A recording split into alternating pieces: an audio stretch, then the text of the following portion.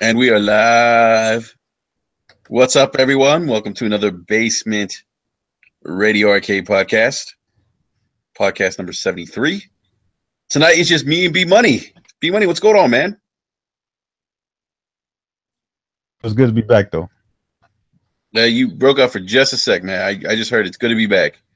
No, I was gonna say it feels good to be back. It's just the two of us, but it is what it is. We'll rock out. Yeah, man, we will. We will. We'll do all right. We obviously missed the other guys who couldn't make it tonight. Well, actually, John would. So I went back and forth today. I've kind of had a long week, I should say. At the office, and I was kind of like in a funky mood and was like tired. And I was like, yeah, I'm not going to podcast tonight. And then I was like, you know what, man, I need a podcast. It's therapeutic for me. Talk some video games, you know? Yeah, most definitely, man. Yeah. And then John was originally going to join us. And then when I initially said I was going to postpone, he was like, okay. And then when I said, change my mind, he said that he couldn't make it now. So, but it's all good, man. It's all good. We got a few topics to talk about this evening. So, big shout out to everyone in the live chat. Oh no one's in the live chat. Oops. Not yet, at least. They will arrive shortly. Yeah, they'll be here.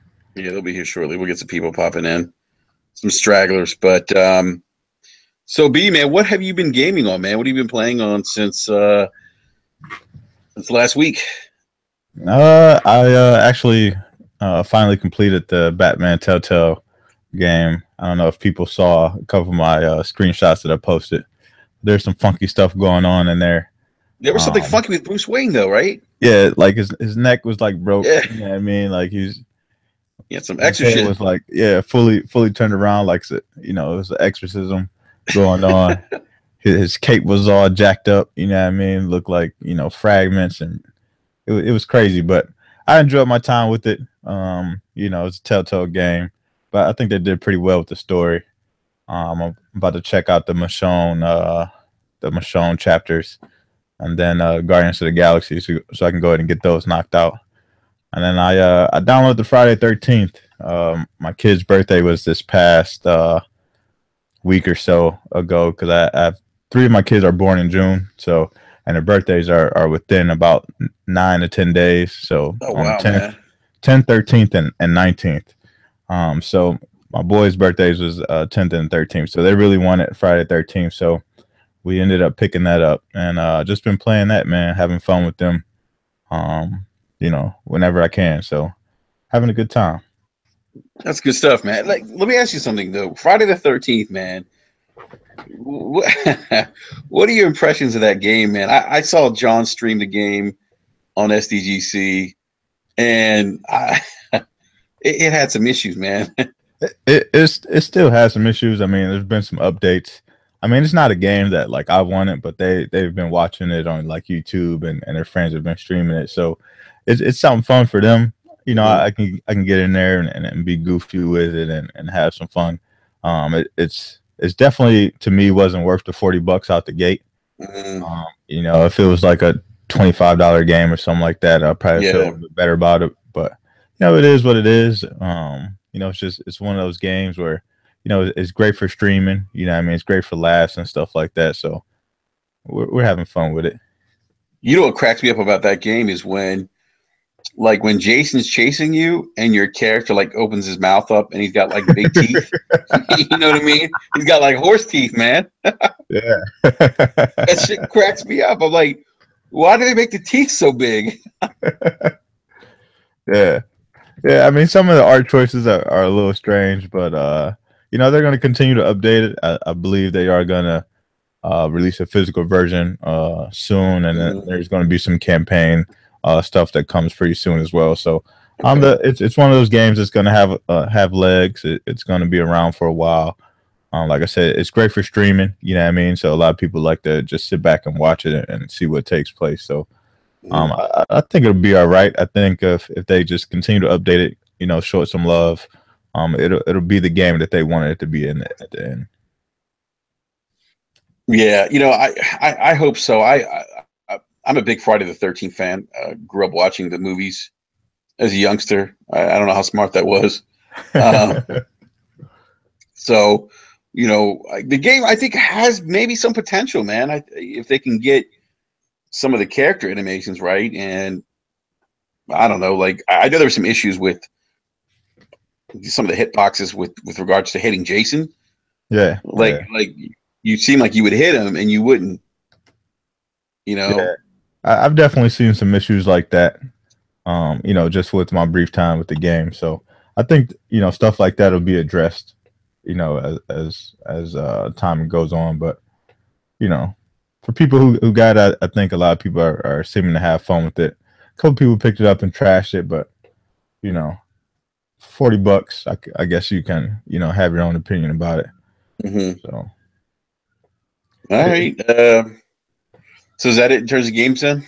yeah, I mean that's really all I've been playing. I've been running around doing birthday parties, and I have a newborn as well, so my gaming time has been limited. Usually when I get home from work, my wife's still on maternity leave, so the kid responsibilities are then passed off to me.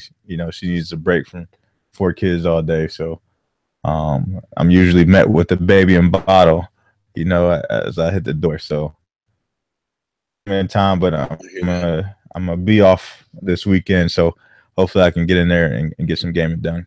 Nice, man. Nice. All right. I've since I put in 126 hours in a Persona 5,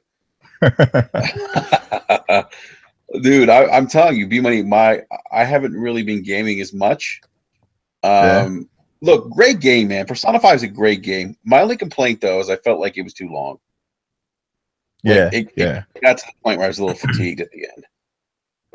yeah. I mean, a lot of JRPGs, a lot of recent ones have I felt like they've been a little too long. They kind of could have condensed the story, but I mean that's just what traditional JRPGs are. They usually are longer in the tooth than they should be.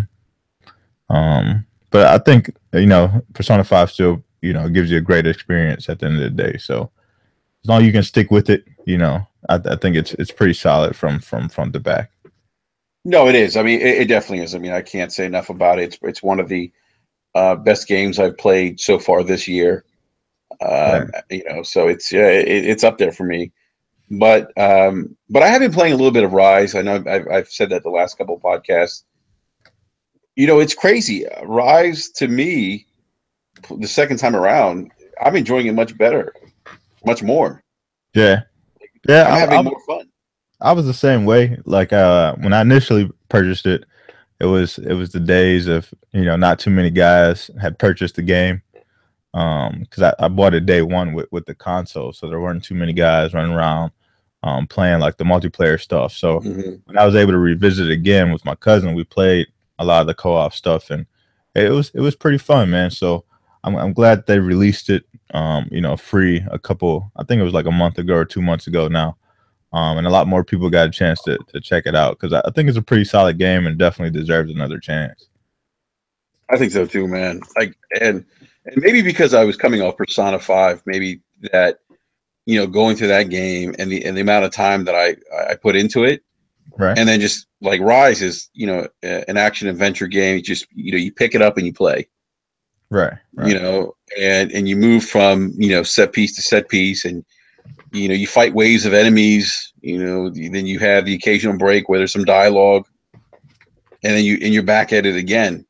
And so there's not much thought that goes into the game, which yeah, is probably why I'm really enjoying it more because it's like I don't have to think about anything. I'm not exploring, you right, right. know, So it's just satisfying to me, and I'm just having a blast, man. Like, I wish I really wish they would come out with a sequel for this game. I know it's not going to happen, but there's definitely potential in this game, man. I really believe that. Like, they could tighten up the gameplay a little bit, the story, but if they did that, I think they'd have a really solid game. And I don't think we don't have many games that are set, during the ancient during the time of the ancient Romans.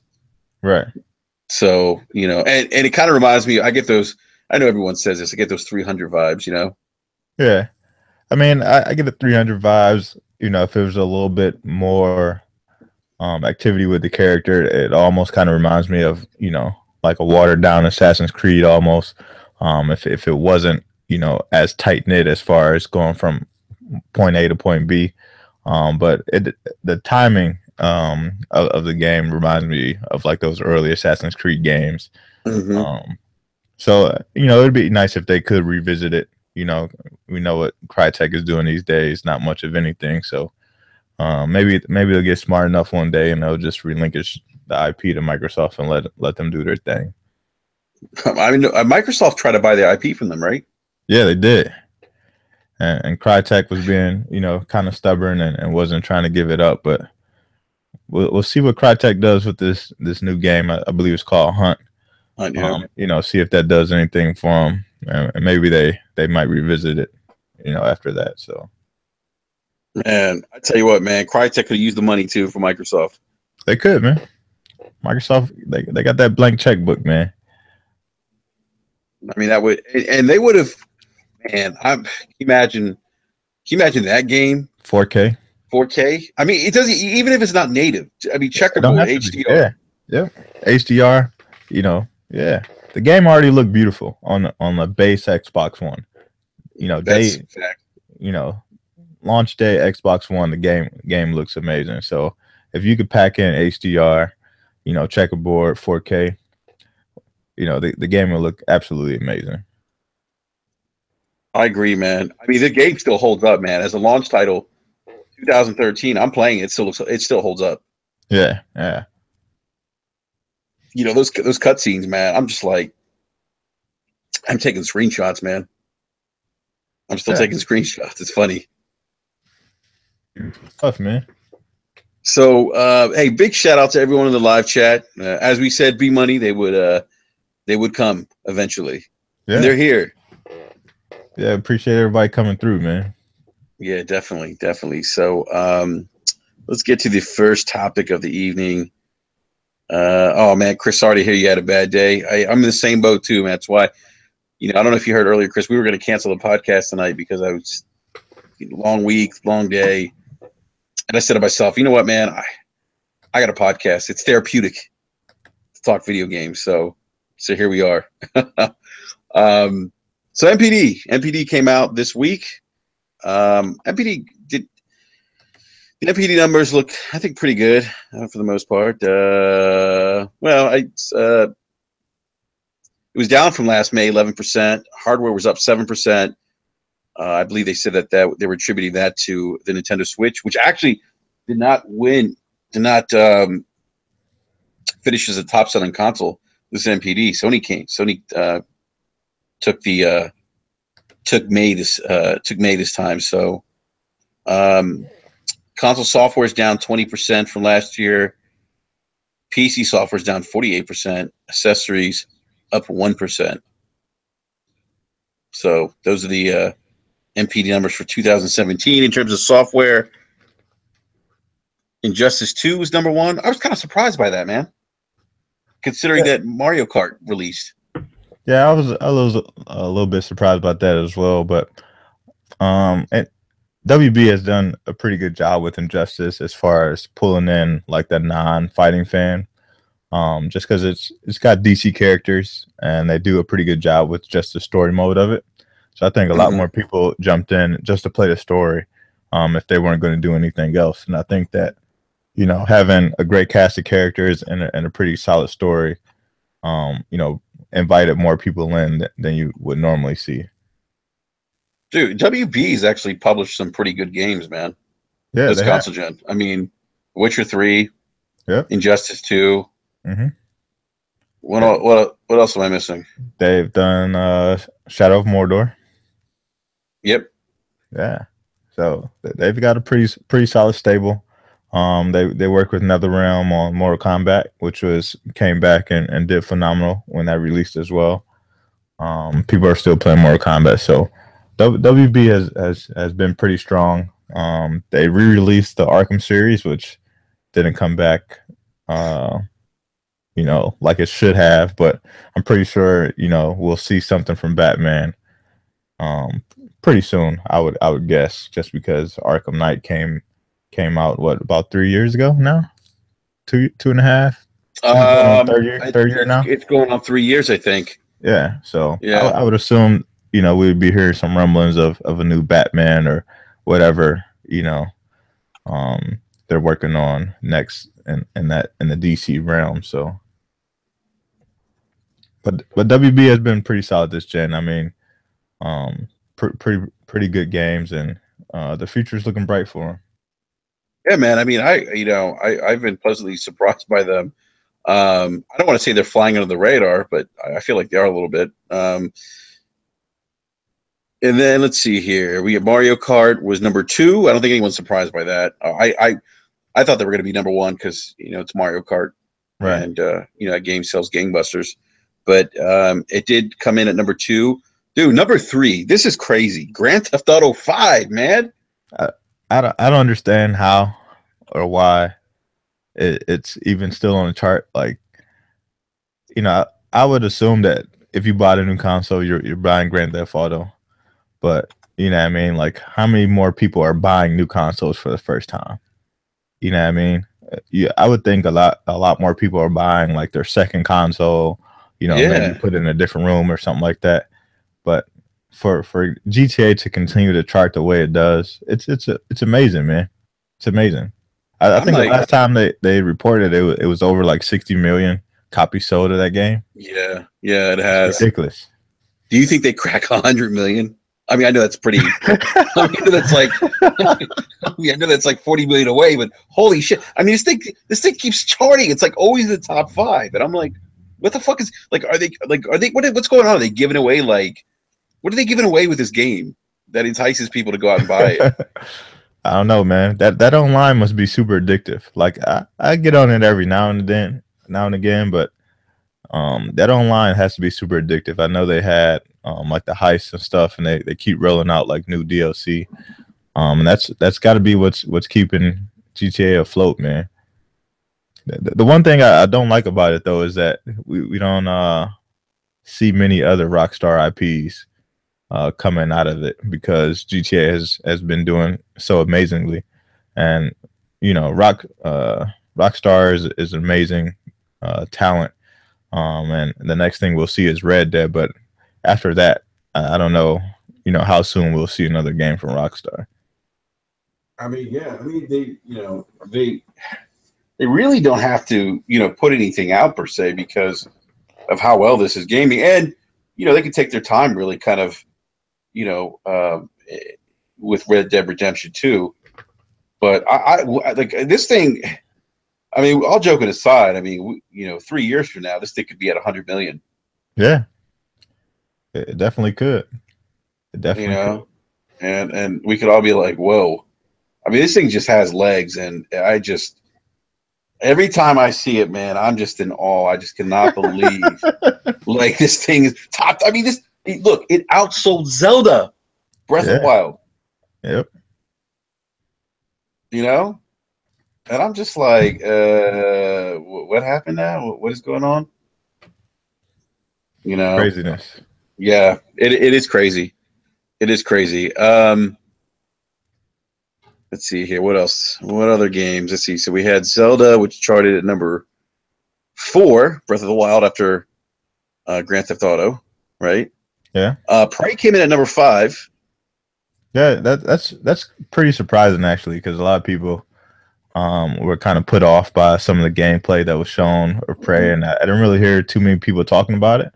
I picked it up. I think it's a pretty solid game, but just from what I was seeing around like Twitter and on YouTube and things like that, I didn't think that many people were interested in it. But it's nice to see that it charted in the top 5.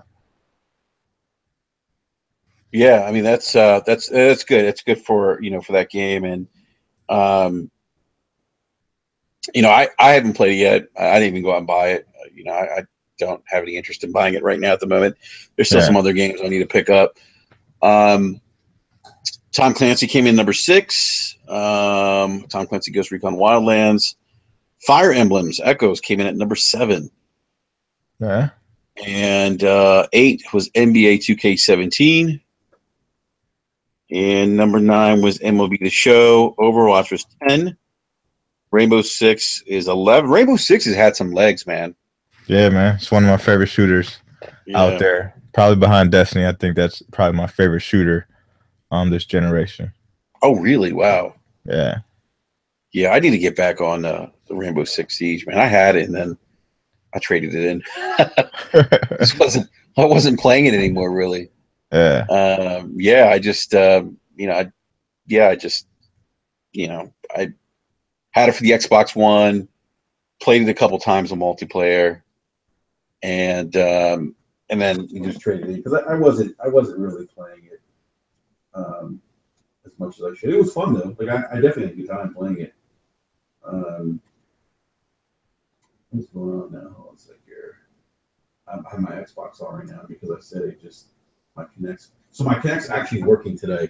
It's really weird. It's like it goes through these phases. Be money. We're like it won't work for like 3 weeks, right? And it'll just come on by itself. It's got a mind of its own, man. I'm telling you, this shit is crazy. Yeah, mine does the same thing, man. It's so random. Oh, yours does the same thing? It does, man. Oh man, I'm telling you, man. I'm just like, I can't believe it. I'm just like, what is going on? This is nuts. Like this shit. Like I'm waiting for it to be like, hello, start talking one day. That shit will freak me out. Hey, what's up, Super Cooper? Super Cooper just joined us in the live chat. He said GTA is so good. I bought it twice, 360, and then on the Xbox One. Yeah. That's Super Cooper. You were adding to that to that NPD for them. That's what that is. Yep, driving themselves, man. 60 million. Holy shit, man. I'd love to be at that party. All right. And then after Rainbow Six, Horizon Zero Dawn is still continues to sell well, man. Yeah. Call of Duty Infinite Warfare, crap. I don't like that game. I shouldn't say I never played. I just wasn't interested in it. Black Ops 3 is 14. Mass Effect Andromeda is 15. Farpoint is 16. Battlefield 1 17. Near Automata's up there, man, at 18. Minecraft Yeah. 19. FIFA 2017 is 20th. I'm happy to see Near Automata in the top 20, man. That's good for that game. Yeah. Yeah.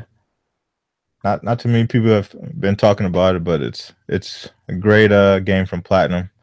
It's one of the those gems that Platinum often puts out amongst all the trash that they put out. So, if you want a great Platinum game, that's definitely one to take a look at. Yeah, definitely, man. And I still need to play it, man. I played the demo, love the demo, but I haven't got back into it since. That's going to be on my to-do list. Yeah. Probably next game I might pick up. Let's That's the see. craziest thing about this year, man. There's been so many great games, Oh man. and you get stuck on one or two, and you let a couple pass by. You got to double back and return to them. So it's been a crazy year, and I think it's just going to continue. I mean, we got some big games coming out this fall and this holiday season, so take the time while you can and catch up and get ready for the next rush. Yeah, that's a B Money, man. This year has been this like I think this console generation kind of I think started off slow a little bit, but Yeah, it's definitely picked up a lot of steam, man. I mean, this there's so many games in 2017 to play. I mean, we haven't even hit the end of the year. This fall, November, December. I mean, yeah, there's still a bunch of games coming out. You know, Wolfenstein 2. yeah. Oh, B Money. Let me tell you that game. I've probably watched the trailer like 5 or 6 times, and Yeah, it's good stuff, man. yeah. And let me tell you, man, that game for me. I know this sounds crazy. That might be my most anticipated game. Sony E3 that's releasing this year. Yeah, hey, there's nothing Yeah. wrong with that, man. The first one was an amazing game, and You it know looks what's like they're going to follow up with a strong sequel. So there's nothing wrong with that. Yeah, I feel like the first one was underrated, man. Like I was looking at Metacritic, right? Hmm. For that game. I think Metacritic for it's like 79. Yeah, I don't understand. I don't understand that. I thought the game was great.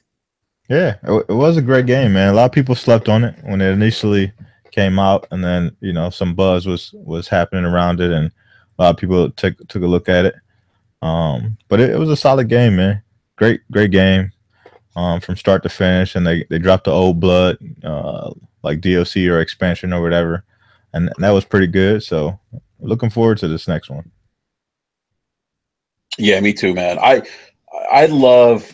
I think one of the reasons why I keep going back to that trailer is because one, you have that that crazy character there who has been trying to hunt down what's his face, BJ Blackwitz, right?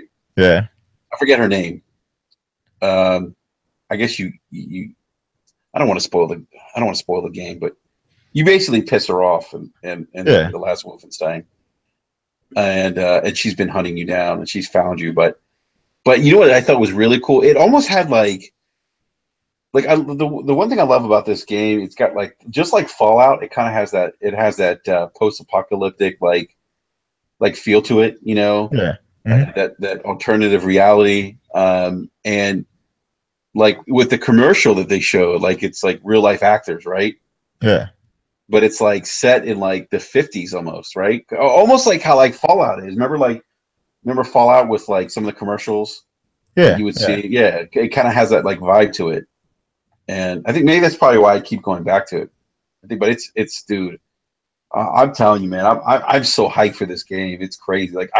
I cannot wait to October 27th, man. If you can't hear it in my voice, man, I am hyped. You know, you know, part of it's because here you are, you're back in the U.S. Germany's won the World War II. They've taken over the U.S. and it's like, man, this is crazy. This isn't supposed to happen. This isn't history. And for me, it's like, all right, I gotta make it right, Yeah. But yeah, I'm telling you, man, I'm just excited. I think it's gonna be a very good game, very good game. So Bethesda, man, they're firing at all cylinders. It's funny. I actually spoke to somebody there. I spoke to the director of talent acquisition and management there the other day. Mm-hmm. She's like, I'm too busy. I can't talk to you. I'm like, I get it. She sounded so annoyed too. She's like, look, I can't talk to you. I'm busy. I'm like, no, I get it. I get it. Yeah. So, as you mentioned earlier, hey, one thing I wanted to say, B Money, is with regards to the top 20 software. Yeah. We have, let's see here, we have 3 games that are PlayStation exclusives that are single player games in the top 20 NPD. Yeah.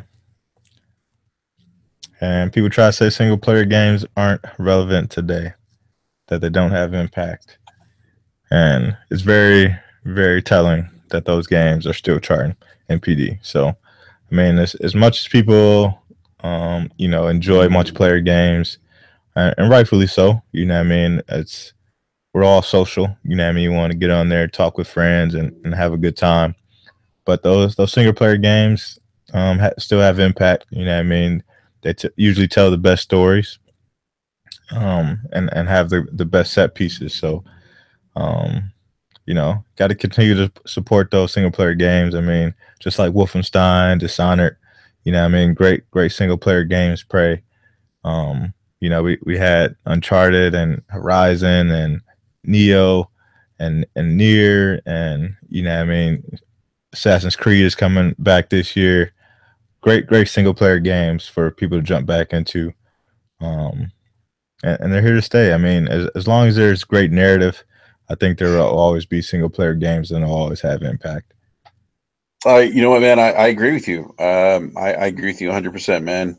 And I think that's evident based on what we're seeing with with NPD. The other thing that's interesting too is this highlights probably the one weakness Microsoft has right now. Yeah, that that was some big talk coming out of E3. That they didn't have the big, any big exclusives really this year. I mean, they had a Halo Wars 2, which I'm assuming did well for them. But they also re-released Phantom Dust, and what was the other game they did? Phantom Dust, Voodoo Vince and Voodoo Voodoo Vince. Vince.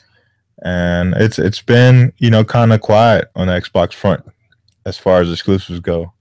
And then we head to E3, and it looks like we're getting the Super Lucky Tail, which looks amazing. I'm a huge fan of platformers, so definitely digging that. And then we got Cuphead, which also looks amazing. It's dropped September 29th. Definitely going to check that out. And then we got Crackdown 3, which releases November 7th. So it's going to be interesting holiday season for Microsoft, because they didn't really have any big games at the top of the year, and then they released Crackdown in the middle of the whirlwind of big AAA games coming out. So it's going to be interesting to see what the reception Crackdown gets amongst all the heavy players. Yeah, no, I agree.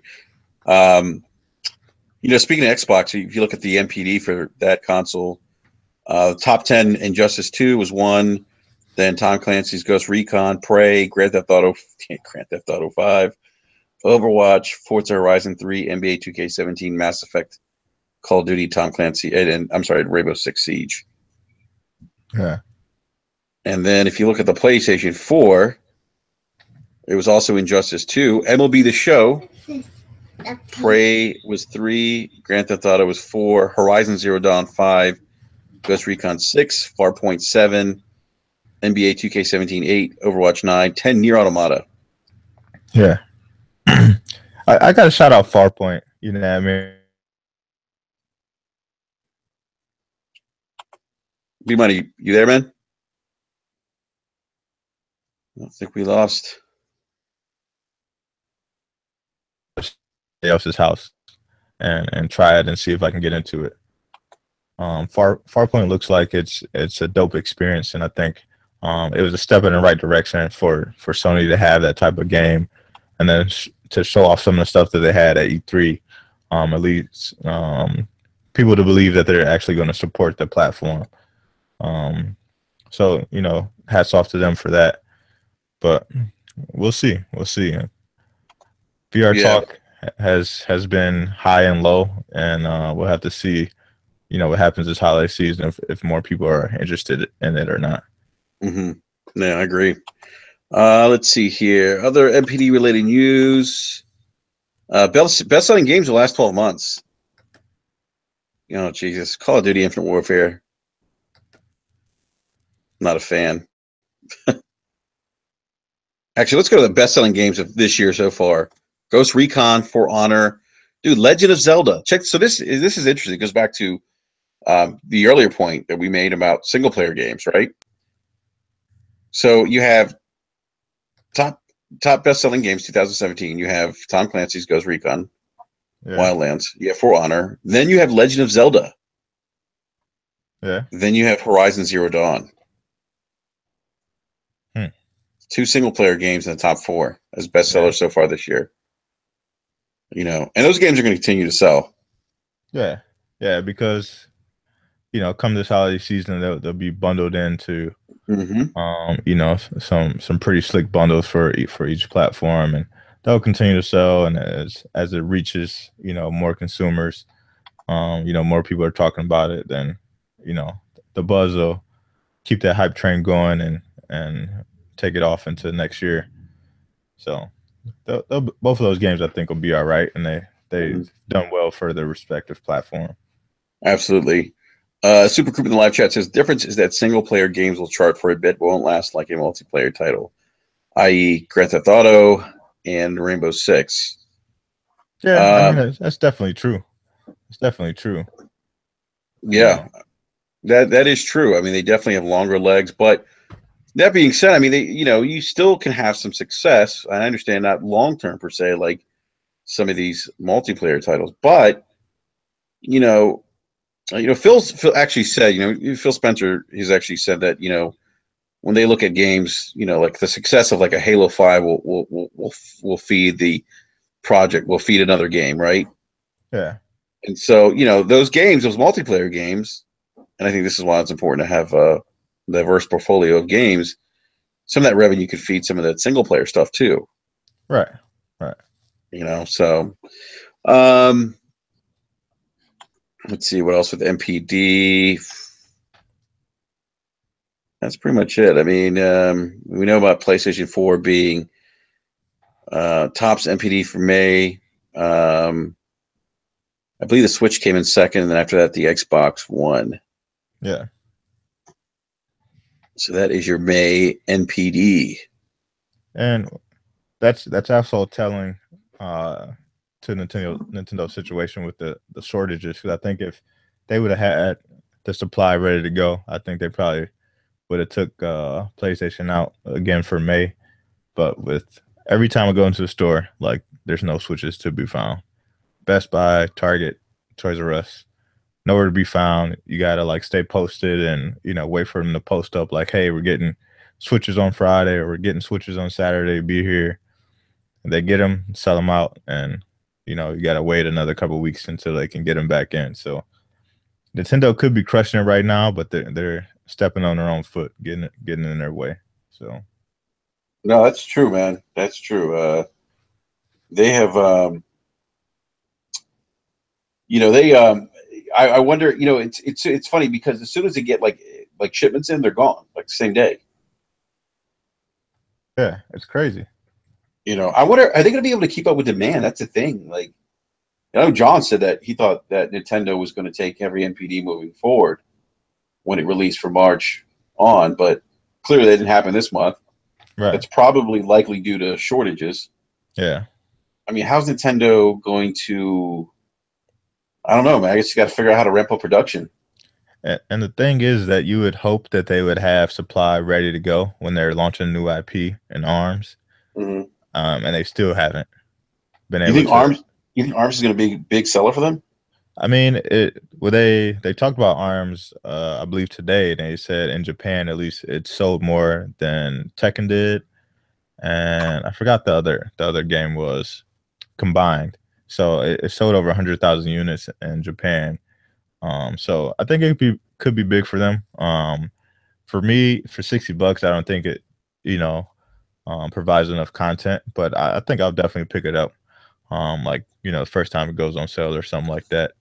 Um, I think Splatoon is going to be really big for them. I think they definitely have to have supply ready for that. If they don't, that can definitely spell trouble for them. Because I think a lot of people are interested in Splatoon. They Mm-hmm. added a pretty solid campaign this time. They got some other like hordes game style or game mode in the game this time. So that game will have more legs, and a lot of people on the Wii U still play Splatoon. So if they don't have the supply ready for that, they can be in trouble. Man, they better ramp up production, man, because Mario Odyssey is going to come out. Yeah, they got Mario Odyssey and they have the Mario Rabbids game, which I think is also going to be big for them as well. So they have to be ready for this holiday season. Yeah, they have to because look, we all saw Mario Odyssey on at the E3, and man, that game's going to sell like hotcakes. Yeah, I mean, it's going to be a huge system seller for them. I mean, it's probably. Do you think it outsells Zelda? yeah, definitely. I think when we were hearing rumors about when the Switch was coming out, how they're going to release the Mario and Zelda like basically as release games or whatever. I knew that they weren't going to do that. Like Mario is definitely the superior IP to Zelda. Um, and the reason they released Zelda with the console is because they want that attach rate. Zelda has always been great, but it's never been like this huge, IP for them as far as like moving units. So Mm-hmm. when that's like the only game to play with your new console, guess what? Everybody's going to buy it, and it just so happens that the game is amazing anyway. So Yeah. even more people are picking it up. But when you have the face of your company releasing a holiday season, people are gonna go bananas for that. You know what I mean? Everybody loves Mario. It's probably the most iconic mascot of any company. Pretty much, you can go anywhere, and people know who Mario is. So, they got to be ready for a holiday season. If they're not, they're going to be in trouble because people are going to want Mario Odyssey, and chances are, they're going to be out of stock. Everybody's going to be selling them on eBay, and Switch is going to be going for like $1,500. So they got to be ready. Yeah, man, they do. They really do, especially for that title, man, like you said. And I think that I think that with Mario Odyssey, man, I think that's going to be another game that's going to be well received by the media. I think that based on what we saw, man, like I don't think I've been this hyped for Mario games since Mario 64. Yeah, and that's crazy, man, because that game came out like 20 years ago. So the N64, man, that's a long time ago. Yeah, that's true, man. It's Gotta date myself there a little bit. Yeah. No, but I mean, like, dude, when they showed the gameplay footage, like what he was like, what was he doing with his hat? He was like teleporting through his hat, or yeah, he was like possessing like dinosaurs in his hat or something. Taking control of anything in an environment, so you can become a Koopa if you wanted to. You know what I mean? You could be a dinosaur. Like it's crazy, man. You know what I thought about, man? I was watching. I'm like, he's always had the hat. How come they didn't do this before? I was like, this is genius. Yeah, man. They just put a little twist on it, man, and made it special. Yeah, I didn't get that, but yeah, I keep telling everyone, don't sleep on the Switch. I think out of all the, out of the big three, I think the Switch probably has the probably best value proposition in terms of a console for consumers, I think. And I get that they don't have like the kind of third-party support that the PlayStation 4 and Xbox One get, but being able to like take games on the fly, and we talked about this, man, is if they get like some of the last gen games ported over, I mean, forget about it, Yeah. I mean, shit. We're already hyped. We're hyped over the Elder Scrolls Skyrim coming to that console. Yeah. Imagine if they get like a Bayonetta. Oh my goodness. I think it's coming, man. I think Bayonetta 3 will probably be announced sometime early next year. You think so? I think so. Oof. They got to get Bayonetta 2 out there. I think that's the one game they have to port over to the Switch, because it was console exclusive to the Wii U. Right. So, right. I mean, I never got to play it. I played the first one.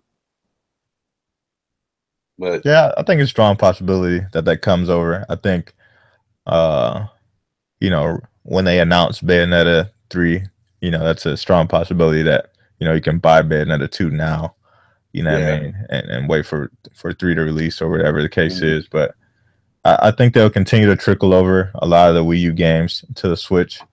But I think they have a pretty solid year. I mean, they've got ARMS that just released. Splatoon is coming up. They got a bevy of indies coming through. They got the Mario Rabbids game. They have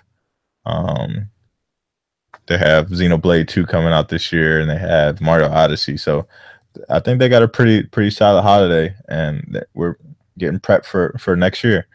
Here rumblings that Metro Prime 4 and Pokemon are 2018 games. I saw that, yeah. If that's true, that's even more amazing. You know what I mean? Because if you can have those two big juggernauts ready to go for next year, then that gives you a little bit of room to kind of play with some IPs and get ready for 2019. So, yeah, they got a chance to do something here. They got to be smart about it and get the supply right. And I think they got a chance to do something special.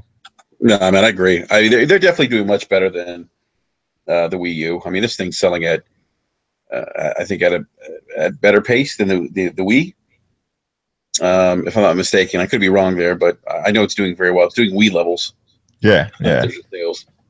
And we know how well that sold. I mean, that was the top selling console last gen. Yeah, you couldn't find that thing at the start either, man. No, man. You had to call every Target, like, every morning, like, yo, did you guys get any Wii's in? You got to do that right now, man. Yeah, yeah. Thing. Yeah. AB Money, man. You know what? We are at the 9:48 mark. Yeah. Dude, I need to grab a beer. You mind holding it down for just a sec? Yeah, man. I got you, man. All right, everyone. Enrique's going to grab a beer. B Money's here. If you guys want to ask some questions in live chat, I'll be right back. Yeah, ask away. Super Cooper, man. 463 for Arms and Has Been Heroes. That's not a good deal, man. Not at all. Has Been Heroes is a pretty solid game, but I mean, you're paying pretty much face value at that point, so that's not a good bundle. And as you know, I'm not a real big fan of GameStop anyway, so I'm not giving them no extra money for nothing, man.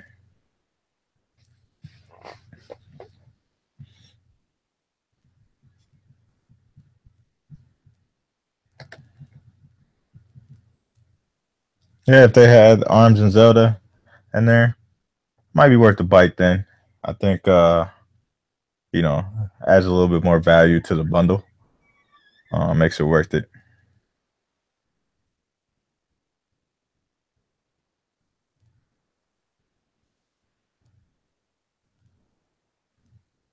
Yeah, 500. You get the Mario Kart, Zelda, and Pro Controller. That's not a bad deal. Saving a couple bucks there. All right, I'm back. What'd I miss? I was just talking about Super Coopers, talking about the bundles that okay. they had. Yeah, you're saying Target had a $500 bundle with Mario Kart, Zelda, and a Pro Controller. Yeah. That's not a bad deal. Yeah, that's not a bad deal.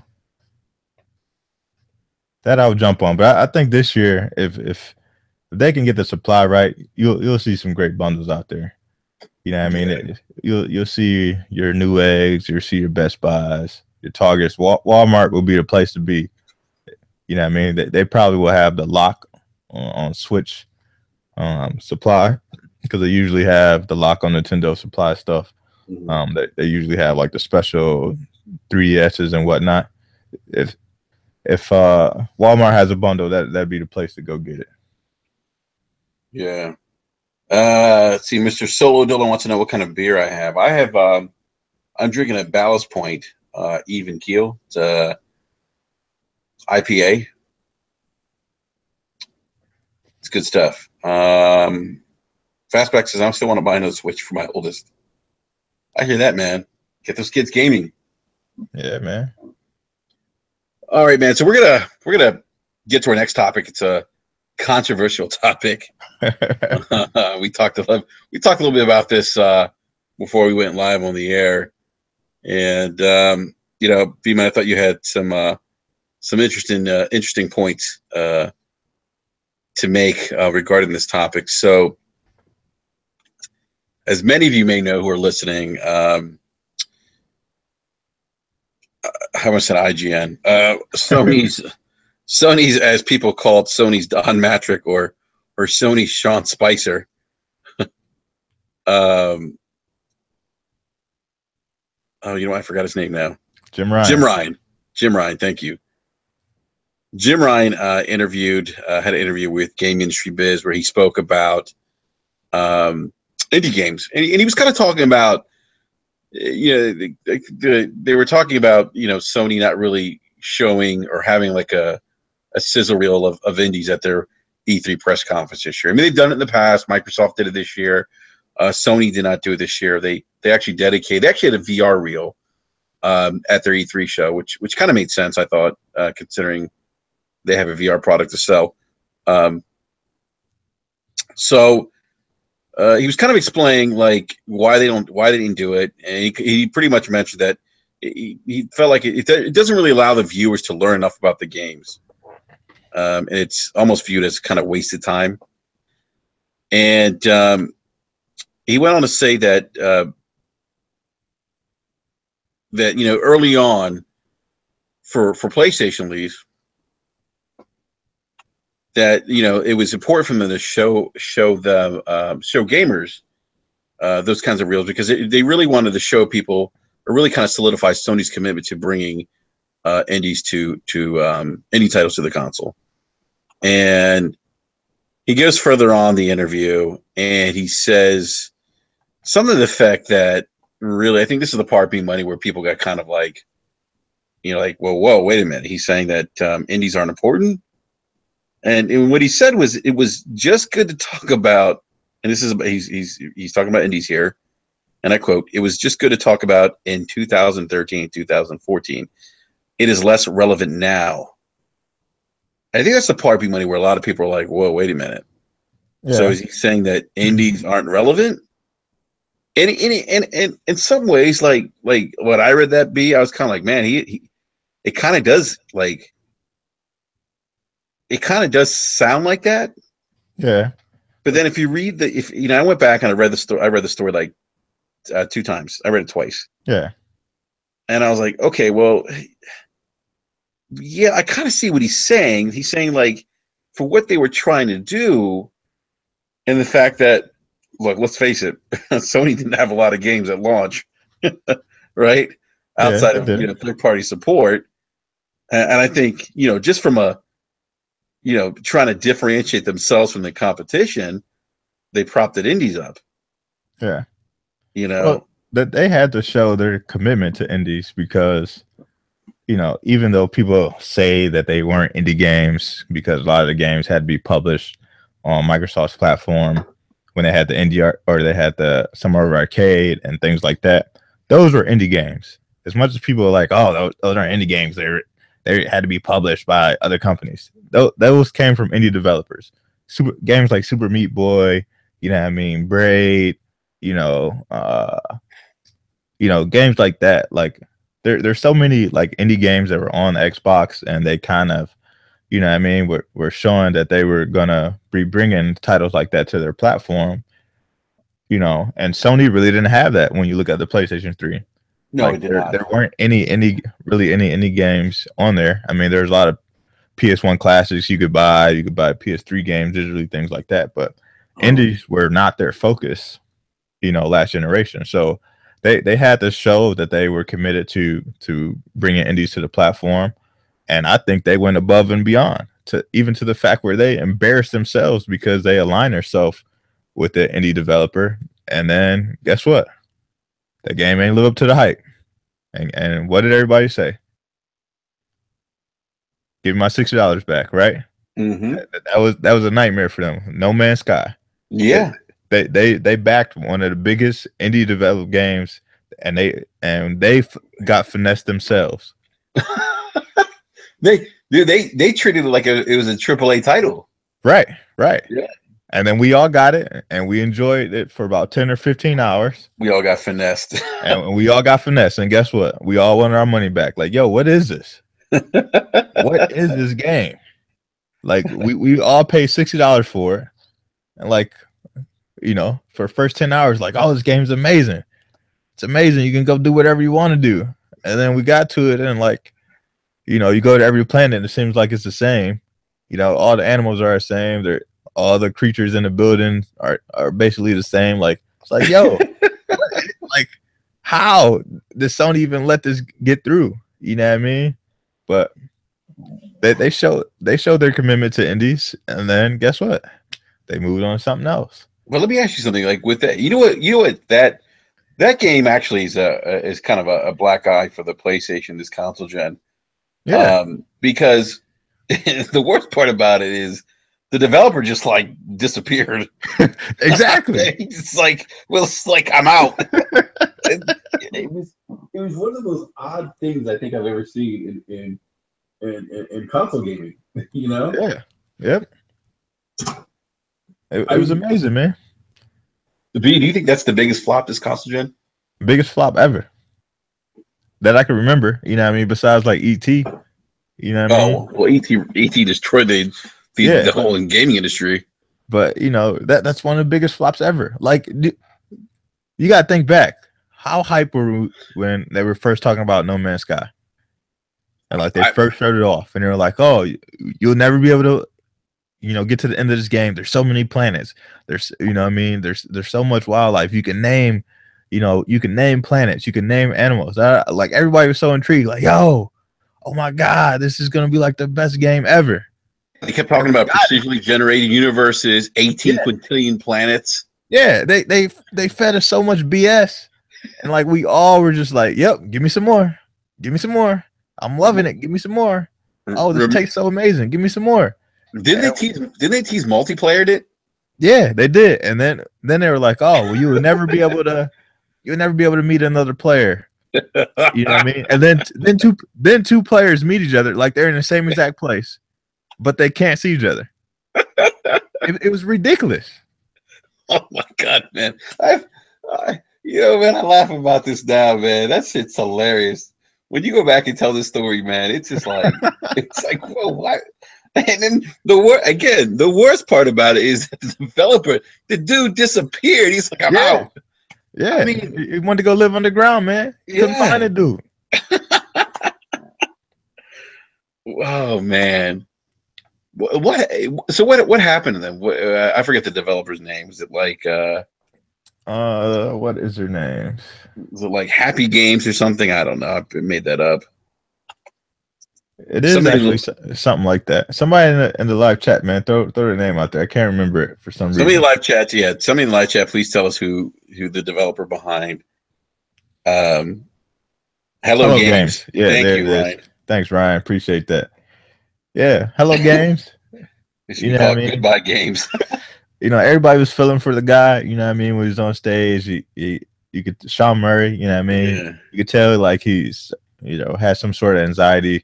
You know, what I mean? Doesn't really like to speak in public and stuff like that. So it's everybody's feeling for him, but they gave us the egg, man. They gave us the egg, and we fell for it. And guess what?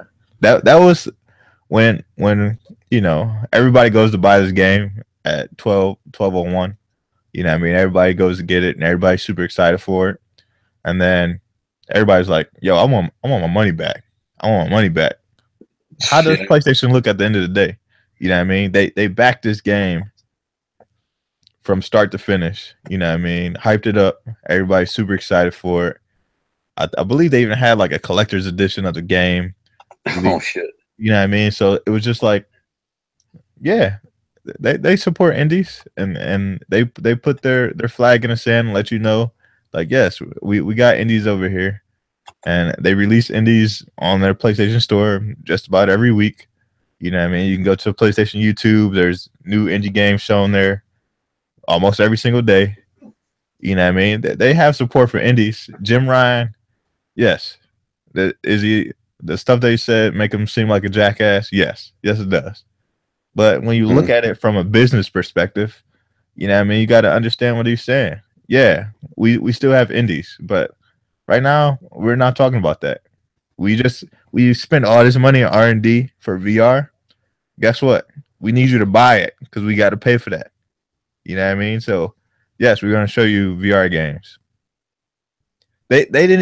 People talk about like, oh, they didn't show indie games. They didn't even show their most valuable IP at E3, which is Gran Turismo. Now that's kind of odd. Be like Gran Turismo is a big IP for them. It is. It's their most valuable IP to date. Gran Turismo is Sony's most valuable IP to date. And in that story with Game Industry Biz, he talks about how they didn't even show that in the main stage. It was part of their pre E3 show, and that game's coming out this year. I know. So it's weird for them the direction that they took with this E3. Because it definitely could have been better.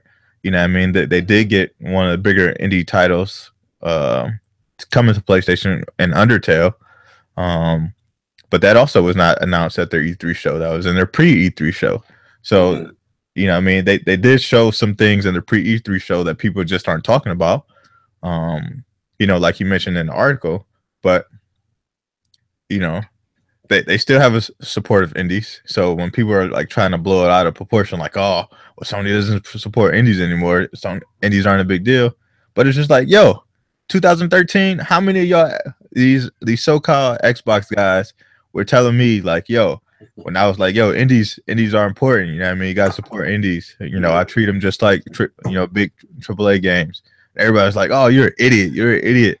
Like, you know what I mean? I want big AAA games. I didn't spend $500 to play, you know, $10 cell phone games and all this nonsense. You know what I mean? Like, back then it was okay to dog indies, but now, you know what I mean, when the story's flipped and you can, you know, turn it into a negative for the opposing company, now you want to support indies.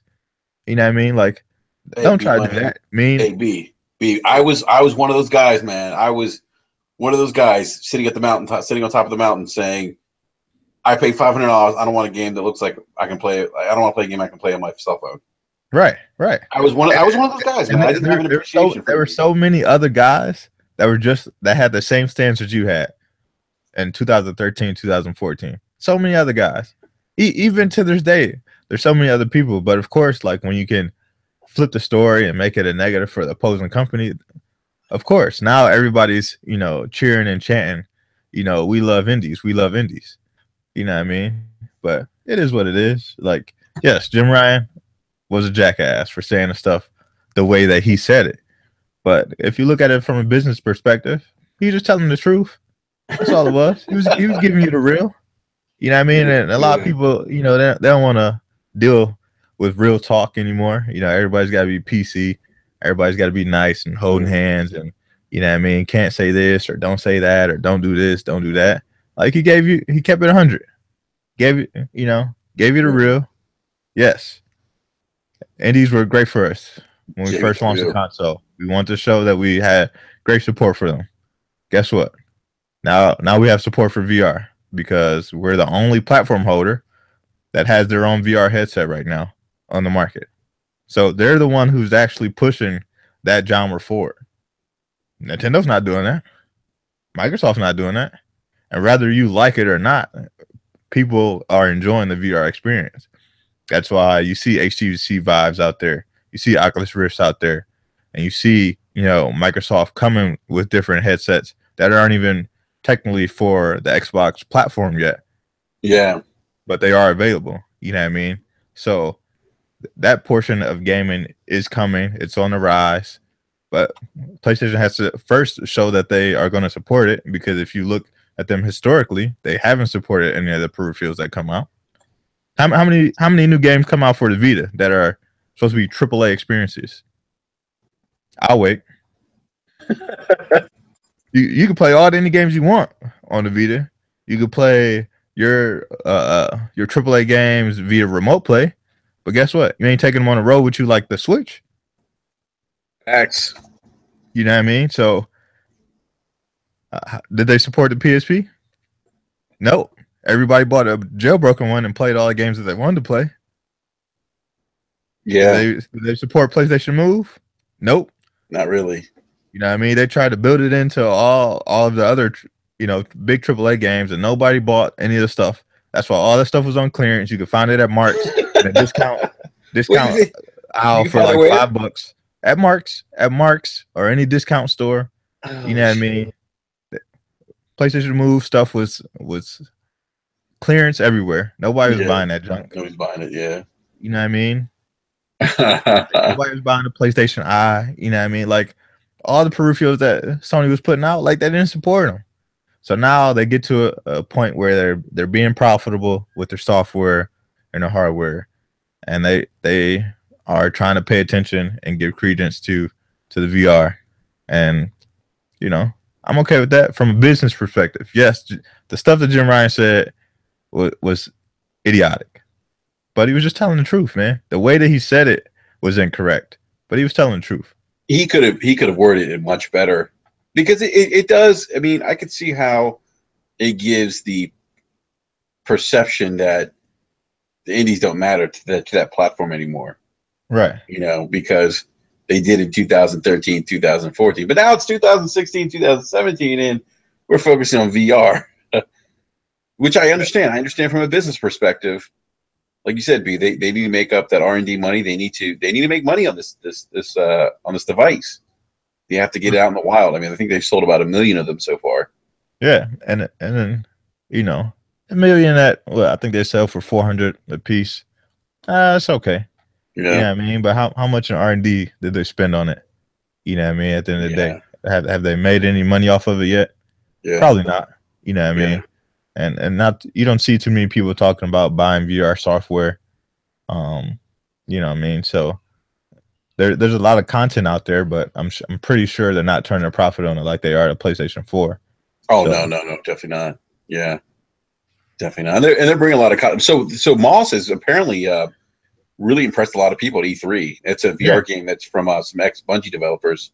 Mm-hmm. Apparently, that's like I saw Ryan McCaffrey, who we've had on the show. He was raving about it. He said it's one of the best games he played at E3. Yeah. A lot of people are talking about it. And that game from Supermassive, which is like the prequel to Until Dawn. That looks pretty interesting.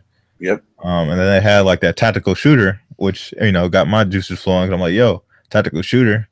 I'm interested in that, but beyond that, like, the rest of the stuff was like, okay, whatever. Hurry up and get this VR segment over so I can see what the rest of the games you're gonna show. You know what I mean? So I'm not super excited about VR, but I understand why they have to show it.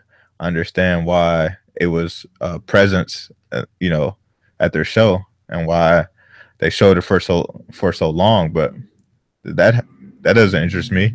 Like, I would have much rather them show like, a dope indie game that they're really supporting. Like, they could have shown Undertale at their show, or whatever dope indie game they have coming out this year, because they support a lot of them. They could have showed off like 3 or 4, but we also have to remember that they do have PSX, and they, that show is usually more for PlayStation fans, and that's where they can take the time and do stuff like that. So I don't know. We'll just have to hold off and see, man.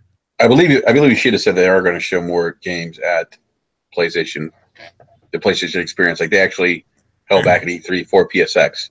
Yeah, which I think is smart. We talked about this last week. Like, they've showed a lot of great games, and we've played a handful of them, but there's also a lot more that they've shown that aren't out yet. So the sooner they can get out more games to us and then start talking about new stuff, the better. So I think having PSX in December, it'll get us hyped for the first half of the year, because Sean Layden did say that the stuff that we shown is going to be first half of 2018. So I think that's amazing, because we'll have, big games at the top of the year, and they can show off something new at PSX, and it won't be as bad, because right around the corner, February, March, April, May, we're playing some of these big giant titles that they just showed us at this year's E3. So yeah. It's interesting, B-Money, because think about like some of the VR stuff. I don't think they really focused a lot on VR last E3, did they? No, they didn't. Yeah. I don't think they showed any. They may have showed one VR title, to be honest, but I'm almost thinking like they didn't show any at their last year's E3. I think it just rolled right through the entire show. It was just from front to back. It was game upon game. All right, so random thought here. When I usually podcast, I usually have my TV on, right? Right. And sometimes I have like a movie playing in the background. But I got it on the cooking channel, man. This dude is about to house this steak and cheese. It looks so good. I'm telling you, dude, there is nothing like a good steak and cheese. I don't care what anyone says. Yeah, man. That's good stuff right there. Yeah. And the key is the bread. The bread's got to be on point. Yep. But, man, I'm watching this dude's at like some place in Pittsburgh, and he's housing the steak and cheese, man. The cheese is like coming off the bread. It's ridiculous. Oh, man, I'm hungry. So, I just lost my train of thought, B-Money. Yeah, but I also think from an indie standpoint, though, it is good that Microsoft, like, for me, like, I thought it was really cool that they had that sizzle reel at E3. Yeah. Because they're definitely getting a lot of more indie games now, which I think is great for that console. Yeah. Yeah, I mean, Chris Charles has been doing an amazing job with the ID Xbox program. When the first time the Tick went to E3, which was 2 years ago now, or 3 years, because this is the third time that the team has gone. So 3 years ago, our first trip, Chris Charles actually invited us to the hotel party, the rooftop hotel party for Idea Xbox, and we've met like so many indie developers that are bringing Oh like wait, they had a rooftop party. yeah, yeah, yeah. Oh man, It hey, was amazing, man. was it like Bethesda's party? It's not it wasn't as good as Bethesda Party, but they had the open bar, which I was a fan of. The pool was on the rooftop. You know what I mean? There was a lot of great people there. You know what I mean? Just They had chatting a about pool. yeah, just The chatting pool about was open. games. Yeah, pool was open. Yeah, Ooh, ladies, no ladies jumped in, unfortunately, but you know, maybe a couple more drinks. We could have had something going on, but hey you know. ladies. But you know what I mean? Yeah, It was a great time, you know what I mean? And we talked to so many people bringing amazing stuff to Idea Xbox, and it was kind of weird because like, you know, for a while there wasn't much news about games coming out of the Idea Xbox program. And, you know, some of the team had went to different events like QuakeCon and yeah, PAX and things like that. And a lot of developers were just saying like, you know, it's been a much better experience, you know, trying to put our games on PlayStation versus Xbox. So it was nice that they actually had that sizzle reel there. They, you know, just reaffirmed that they have a commitment to the program, and they got some pretty nice looking games coming. So I'm excited to check those out. I'll say this, man. You know, I know we talked about E3 to death already, um, but you know, I thought Sony had a good conference. I thought Microsoft had an okay conference. I think the strength of Microsoft's conference was the range of games that they showed Yeah. this E3. Like they had some really nice variety for in terms of games, different types of games that are going to be available on the console. Yeah, Um, yeah, and that's a nice that to me that's a nice change of pace for them. yeah. And I think it's something that the fans have been asking for. You know, what I mean, they've been asking for the diversity. You know, they don't want to be known as just a shooter box anymore. The Dude I Bro think, box, yeah, and yeah. I think Phil did a great job of displaying other content that's on the platform. You know what I mean? So I welcome that anytime you can kind of show diversity, show, you know, people that, you know, we don't just have shooters or Madden every year. You know what I mean? You can play your Dragon Ball Z fighter on Xbox. You know what I mean? You can play Code Vein. You can, you know what I mean, come over here. We got some pretty cool indie games to check out. We have the biggest, you know, AAA games as well. You know, Anthem looked absolutely amazing. You know what I mean? So it's very important for Microsoft to do that because I think, you know, I was listening to a couple podcasts earlier, just, you know, trying to get the feel of what how people felt, you know, about Mhm. Microsoft show and stuff like that. And you know what I mean? Like when they showed off the Xbox One X, like, yeah, I think it's an improvement over the base Xbox One. Sure, absolutely. But I don't think for me it didn't show me anything amazingly different for me to run out and spend another $500. Like I have the day one Uh, Xbox One, and I also have two Xbox One S's. One is my son's, one is mine. So for me, I already spent, you know, $1,100 on Xbox, and I just felt like they didn't show me anything to make me go run out and spend another $500. Um, and I think what they're doing really well is they're selling to the fan base that they already have. yeah. And you know what I mean, they kind of keep that fan base going. Everybody was excited about, you know, the backwards compatibility and things like that, and being able to take your library with you. You have a more powerful Xbox now. You have some really great controllers out there with the Elite controller and the new Tech series. So they're selling really well to the fan base that they have. Mhm. But I think they're still struggling to capture, you know, someone who may have only been on PlayStation. You know what I mean? Well, because Um, I mean, really, I mean, here's the thing, and I know if when I say this, people are going to go nuts. They're they're oh, you're a fanboy, but you know, I think that I understand, and I think it's great that they are putting their exclusives on PC, right? yeah, yeah, I think it's great for consumers, but I think it also kind of waters down the brand a little bit in the sense that from a console standpoint, like you know, for some people, you know, and I know people that own PC and PS4, right? And they own yeah, PS4 because they want those Sony exclusives. Right. You know, and I wonder like how many like people who have capable PCs are like, oh, I'm not going to get Xboxes. Why do I need one? Right. You know, I don't know. I just, you know, I understand E why. Jack in the building. What's going on, people? What E up, Jackson, man? what's going on, man? Chilling, man. Chilling. I figured I'd come in and derail this intelligent conversation going on. Oh man, no, we have a true fanboy in the house now. Yeah, but I don't know. You know, I've mentioned this B Money like where I thought that maybe putting their exclusive games on PC kind of waters down the brand a little bit because it's like, okay, well then, and again, this is like I've been looking at this whole thing about cost. Like you just mentioned B Money, like the Xbox, right? Like you bought the the OG Xbox. You bought the launch Xbox One. I did too. Eric, you did too. We all spent $500, right? Right. Well, I didn't buy mine at launch. I waited until the 1 terabyte came out. I was holding strong. Okay, so Eric was holding strong. He played It hurt though, man. I was watching everybody else like on a snow day playing outside. Yeah, Eric was playing Destiny on 360. Everyone else was like, no, I didn't go to. I actually had my PS4 first. Yeah, Pony confirmed.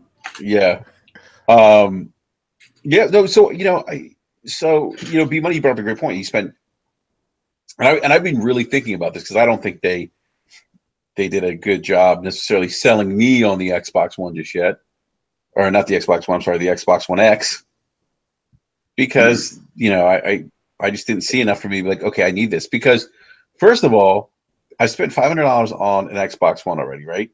Right. I don't have a 4K TV. I'm going to go out and spend at least. I'm not going to buy a cheap 4K TV. I don't care. People are, oh, you could pick up one for $700. I'm not doing that.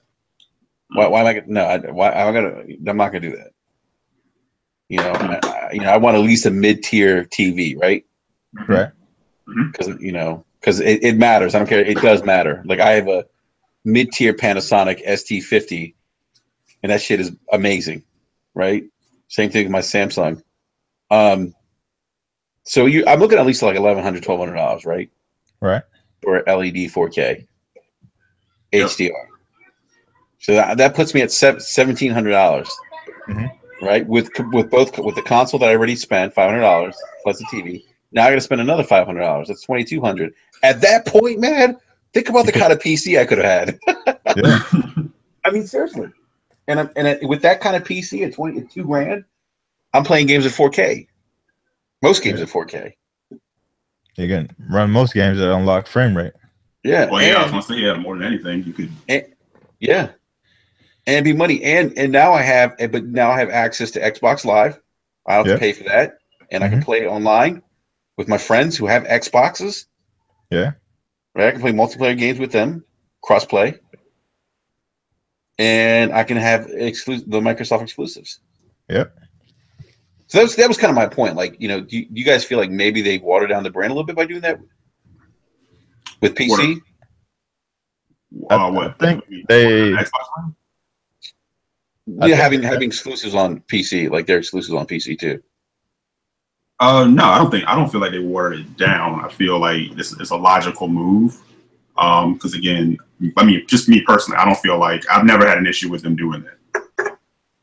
Yeah, I don't think it watered down the brand. I think what it does though is it holds back the console from being like that big talking piece. Mm-hmm. You know what I mean, because like let's just say, you know, if they kept stuff exclusive, you know what I mean? If you couldn't play Forza Horizon 3 on PC, you know, with a couple added exclusives and you know, entice you to pick up an Xbox One, yeah, probably. You know what I mean? If you couldn't, you know, play Gears 4 on PC and you couldn't get Forza Horizon 3, you probably be more than likely to pick up Xbox One. But the fact that you can, you know, play them on PC, it's just like, why? You know, why pick up an extra console when I don't need to? Yeah. I can, you know, play the game on PC and still have all the same benefits. Like you just said, you know, I don't have to pay for Xbox Live on PC. Right. And I can still talk to all my friends, you know what I mean? Still be in party chat, still have all the same benefits, you know what I mean? Without having to pay that extra $40 to $60 a year just to say I'm on Xbox Live.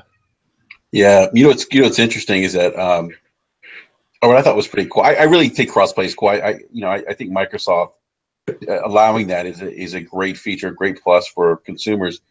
But when Gears came out, Al, you guys know Al Alcoholicos, he was on his PC and hopped in my game, a campaign game on Gears, and he was playing it like at, I forget what it was, like 2K or something crazy, like 60 frames a second. So he gets on. He's like, "Oh man, this game looks fucking hot, 60 frames," and I'm like, "Oh, okay, I'm playing it at 30." That's when you gotta start hating, like, man, 6 is over. You know? But I gotta be honest with you guys, and look, this isn't a knock against the Xbox One X. I think people get sensitive when you say things. I'm not saying it's a bad console. I think it's a great console. I think for $500, what you're getting is great. But I think if I'm looking at buying a new TV and $500, and I've already spent $500 on the original Xbox launch, I'm really considering PC, guys. I'm being serious. Like, it's something I've really been thinking about. Yeah. Yeah, and I've been saying from jump to each his own. If you saw enough to move the needle for you to go do it, like, no one should be able to tell anybody how to spend their money. My opinion is I didn't see enough to make me want to make that move yet. But like I said, if I had the 4K TV, because to me it all kind of goes together. When I got the 360, I already had an HD TV. Right. Because I was making that transition was happening for me already. I haven't had a majorly compelling reason to go get a 4K TV yet, and I know it's going to be a one-to-one like thing I'm going to want to do. And I know people say, well, the X will, super sample and make your 1080p TV better. I just know me. I know how I'm wired. When I hit that switch on that Xbox One X, I want to see that picture. I want to see the best thing possible. Yeah, especially if you spend $500. You have to remember too, like, the super sampling is great. It's going to make the game look better, but like the thing that makes games shine is the HDR. And you still can't get that on a 1080p TV. Exactly. So, that's exactly true. That's exactly it. Imagine if we had HDR and 1080p. Yeah. Right. And I've had people say, well, they're going to go ahead and grab theirs in preparation for getting the 4K TV, and that's a logical thing to do. I'm sure a lot of people will do that as well. Where my issue kind of fell into the fact was, again, I love the games I saw, at Xbox. What they showed, like in their show, there's a few titles out of that I'm definitely going to be picking up and playing. But none of those titles made me say I got to go spend the money to get this thing yet. Right. And let's be fair in comparison, I don't have a Pro yet either.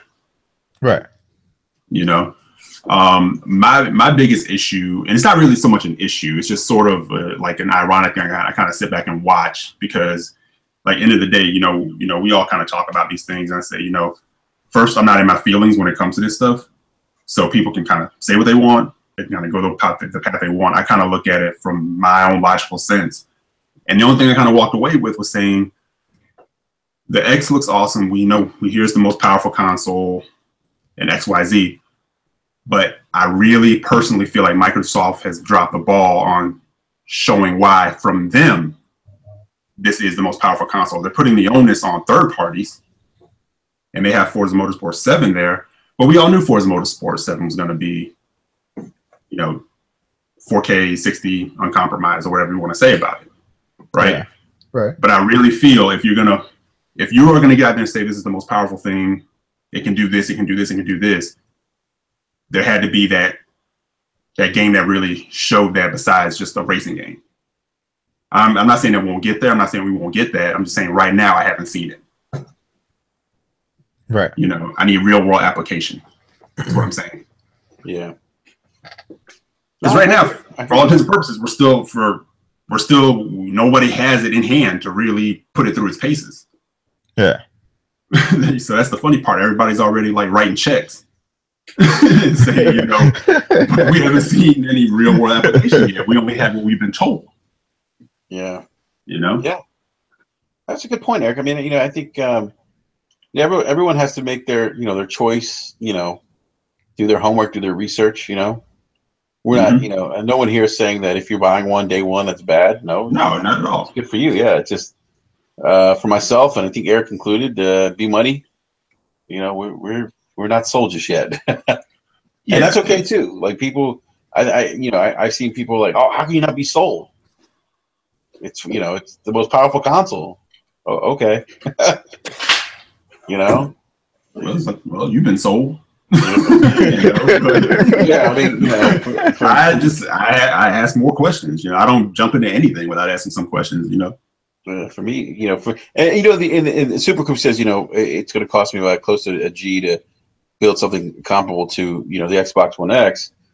For me, the PC offers a certain level of, flexibility.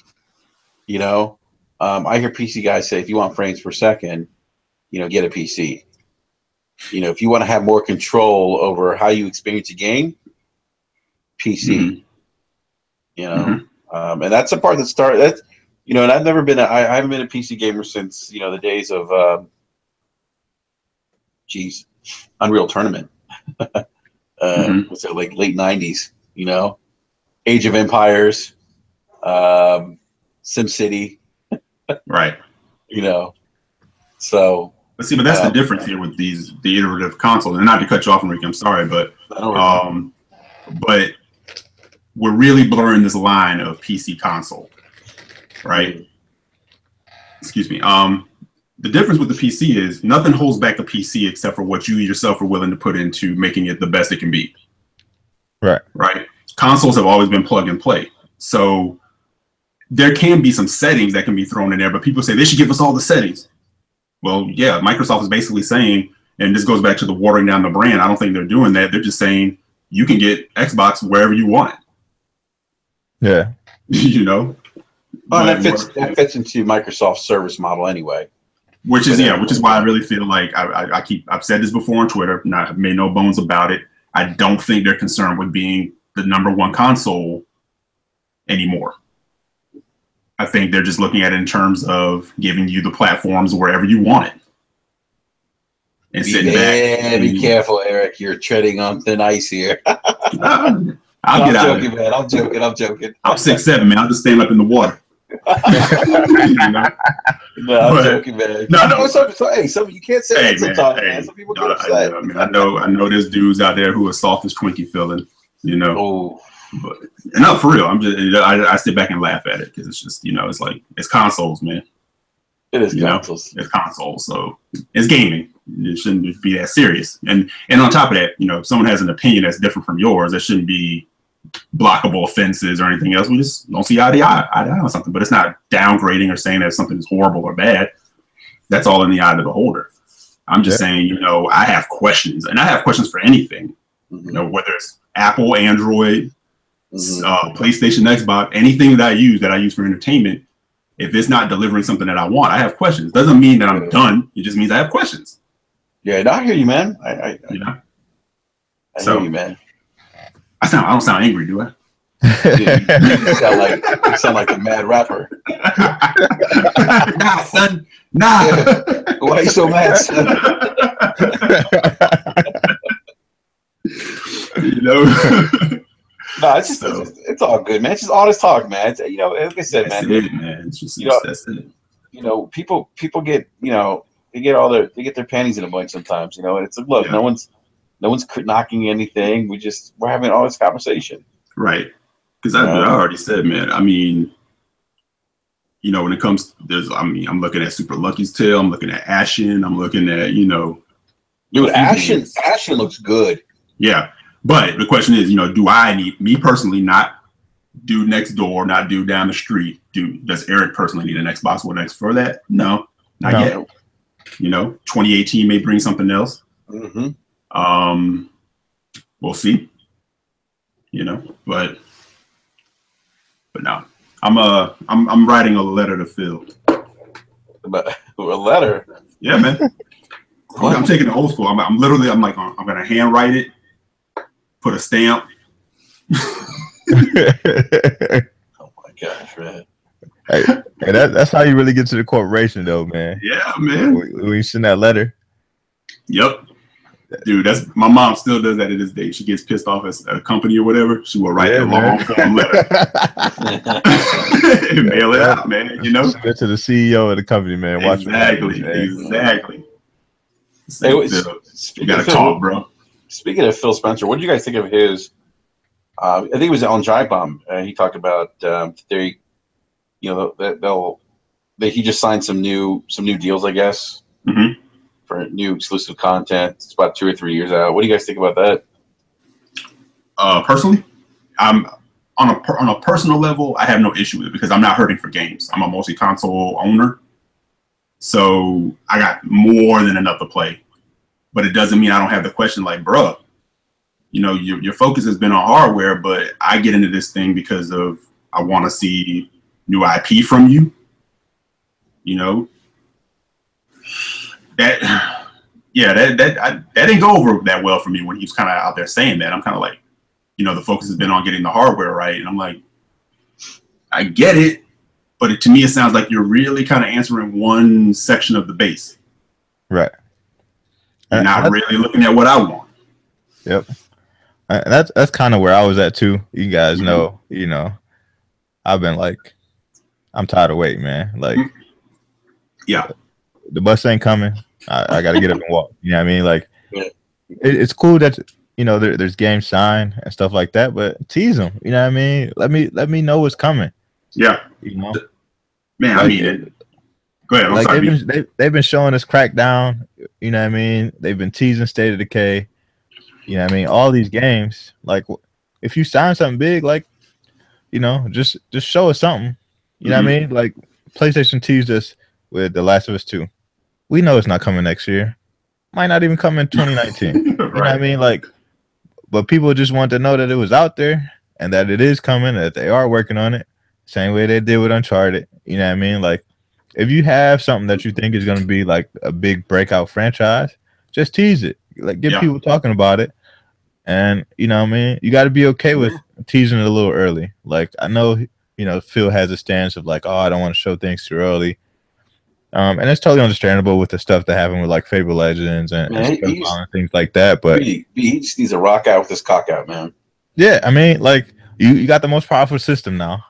You know what I mean? There should be no excuse for, you know, a game to not come to your platform. Like, maybe, you know, those IPs that were signed on weren't done by you, or, you know what I mean, stuff that you didn't approve on. So that's why they're no longer around, or wherever the case is. But this is stuff that you have signed on now, so you would think that you would have more confidence in stuff that you signed, and you should be able to, you know, kind of talk a little bit more freely about them, or at least tease them to your audience, because you know what I mean, there's been people who've been like diehard Xbox who are questioning like, yo, what is going on? You know what I mean? Like, when you think about it, there hasn't been like a true big IP for Microsoft since what? Forza? Like, Halo was like the big one. They had Fable from the OG Xbox. Then came Forza. Gears is something that they bought from Epic this generation. Like, that was an Epic IP. Like, yes, it was exclusive, but it was owned by Epic.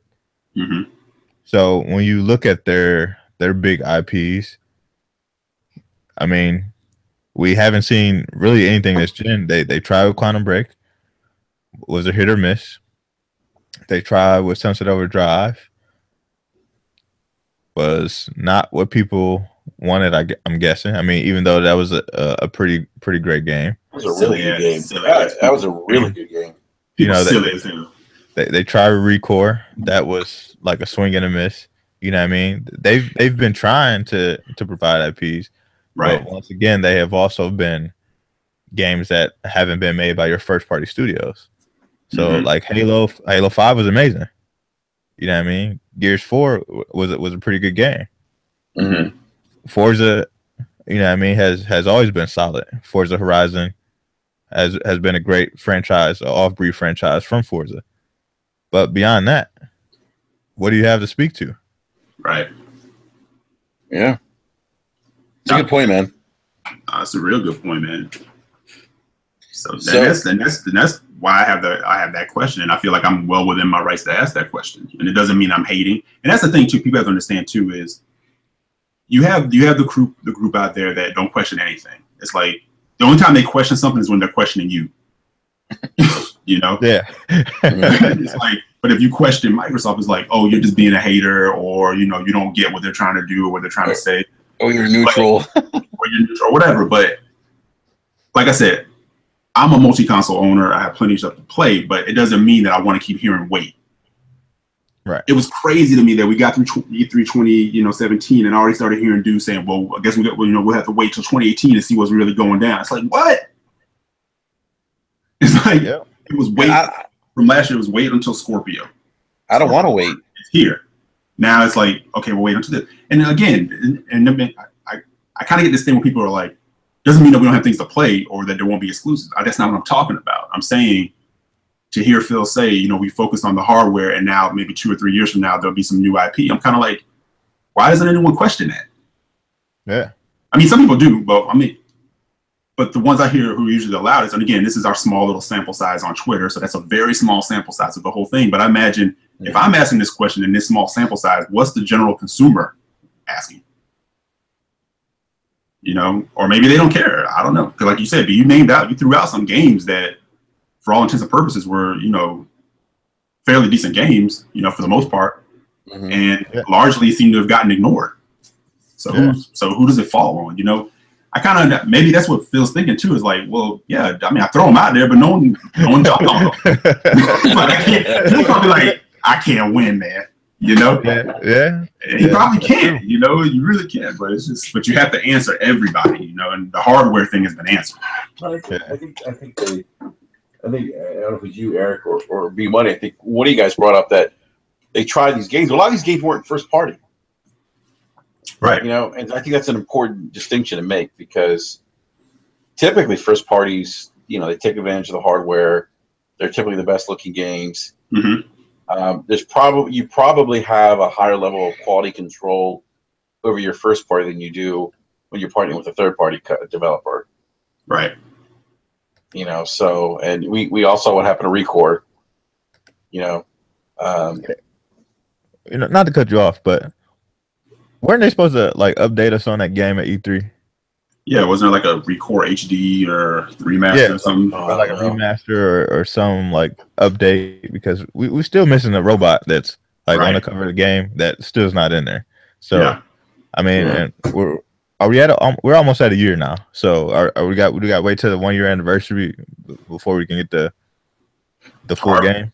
Hardware, man, because you talk about that. Maybe that'll be at Gamescom or something, because you talk about having a game that could kind of say, well, look, we kind of threw that out there, we swung and missed, but we went back to the drawing board because we really believe in this IP, and look what it can do on the X. Right. Think about how crazy that would have gone. Hell, like Fast just said in the chat, he said maybe just show one. Look what Nintendo did. They mentioned Pokemon RPG and they threw out a JPEG for Metroid 4 and people went nuts. Yeah, they just threw out a JPEG. Dude was sitting at a laptop and said Pokemon RPG. People were like, ah!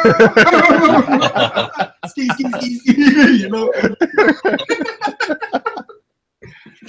And then they were like, hey, we hear you, man. You want a Metroid game.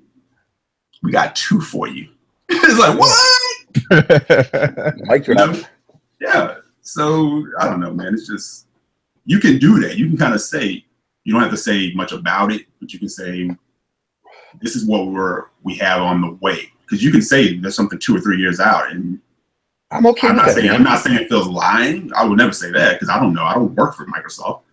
But it's it's different than saying this is kind of what we have in the roadmap down the road. Like, the power has been answered, and kind of one of the things that's been kind of bugging me. And again, this isn't about picking up Microsoft. We're just talking as consumers and fans, and let people think. We talk about this a lot because of how much we love Xbox. Right. And the greatness that we've had with it, and just want to see that kind of thing continue to go. But I just kind of see people out there like, excuse me, talking about hounding third parties, like, what's up with this? Why can't we get this? 4K 60, what's up? And like, that same vitriol that you're throwing at a third party, and we've already gone over this, Some third parties are going to respond. Some are like, look, if you guys saw the bill for how much this is going to cost, you know, but put that onus back on Microsoft. Say, yo, you guys developed this thing. It should be responsibility starts at home first. You know, I'll quote Spider-Man and say, you know, hey, with great power comes great responsibility. Yeah. This is true. This is true. This is true. Yeah, you know, Eric, you're right. I mean, we're not picking on them. Many of us, all of us here have been, you know, they're day one, like literally day one. You know, or some of the guys that are out there fanning for them, you know, they're new to it. You know, yeah, they were like 6 years old when the OG Xbox came out. Yeah, that's the kind of a funny thing too. Is like on Twitter, you're probably fighting with some dude who just got an Xbox One as his first console.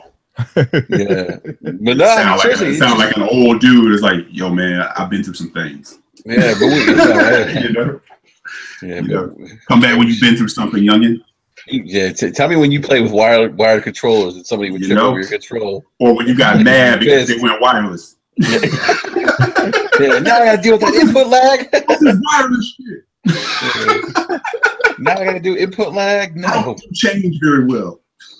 Oh man, I'll tell you, on the 360, my 360 was plugged into my controller was plugged into my 360. Man, I did not want any input lag for the controller. Exactly. But that's the crazy part, man. Microsoft was always showing us like where the puck needed to be. They were where the puck was gonna be, not where the puck lied. That's true, man. Yeah. And we know you guys, everyone doesn't have an Ethernet port, but you're gonna catch up. Don't worry. Yeah, you catch up. Yeah. You know? That was great. It was like, you were like, what?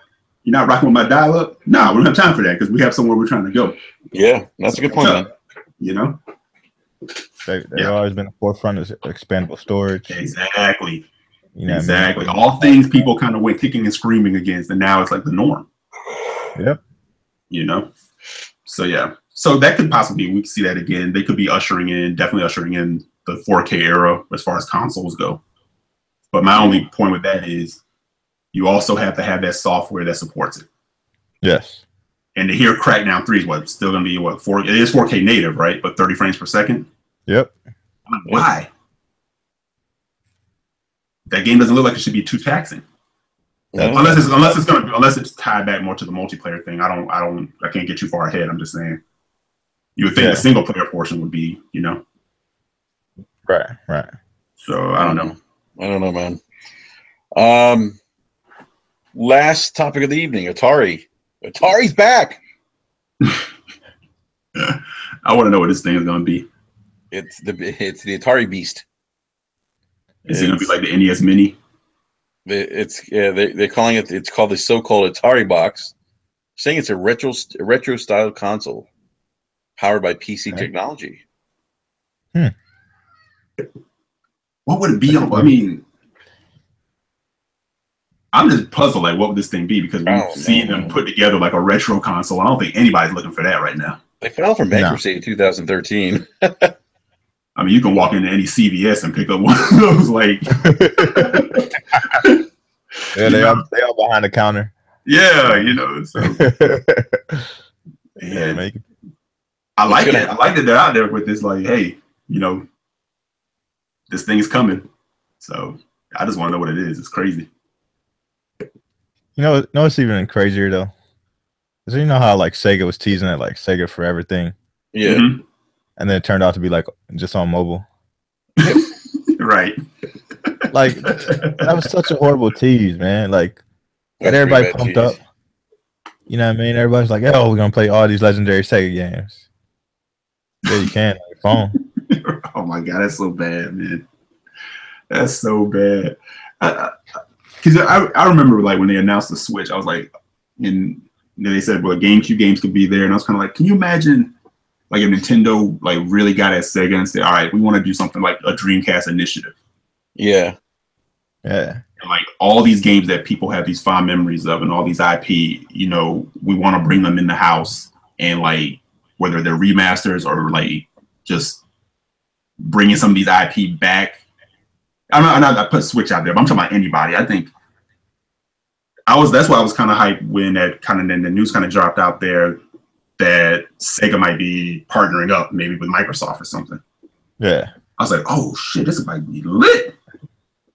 You know? So yeah. I mean, it still could be. Like, again, you know, guess we have to wait. But yeah. So no, Atari, man. I mean, I'm intrigued. I mean, do they have any IP that they've published? Just Centipede and Pac-Man, probably, man. They're gonna release a sequel to E.T. Second. I don't know, man. I mean, I was actually laughing yesterday. I went with my wife and her sister and my nephew for his birthday to this extreme sports place here where they have like the trampolines and all that stuff, like the indoor trampoline stuff. Yeah. And all the arcade machines were bugging me out because a lot of them were like old Atari games, or like earlier Atari games. Like some of it was Pac-Man. Yeah. And Space Invaders, like Extreme. And they literally just put like a big light gun on Space Invaders that you could shoot them out of the sky on a big, huge like LED monitor. Yeah. Damn, that's how you remix something and bring it to a new generation, you know. And then they had like this big arcade, you know, cabinet for Pac-Man. It was like a 4-player co-op Pac-Man. Oh, I'm like, wow, yeah. I was like, wow. So maybe that's what the Atari edition is going to be, something like, you know. Yeah, maybe, man. You know, they probably could bring back like those old school games, and if they just made them look like Super Stardust or like how the next Machina game looks. You know what I mean? Just give some colors, add some particle effects to it. They could probably sell it for like, you know, $10 a game or whatever. Yeah, it'd be all right. Dude, they might come out. Yeah, they could come out and shock us. Yeah, I tell you what, if they ain't run 4K 60, I don't want to hear about it.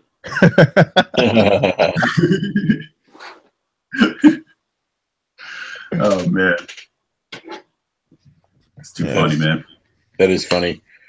Well, gentlemen, we're gonna go ahead and wrap up the podcast because I gotta take my ass to bed. I'm tired. Well, thank you guys for letting me jump in last minute and piss off some Xbox fans.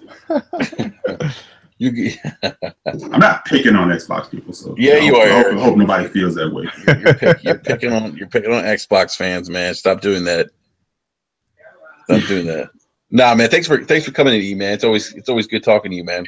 Yeah, man. I'm just glad I was able to catch you guys at the last minute. Did you hear our conversation about No Man's Sky being the biggest flop? I saw the title. I was like, what? Or I saw you tweeted that out. Yeah. I was like, where'd that come from? I don't, because we're talking about indie support and like, you know, how we all got Sony made we all got finessed with No Man's Sky.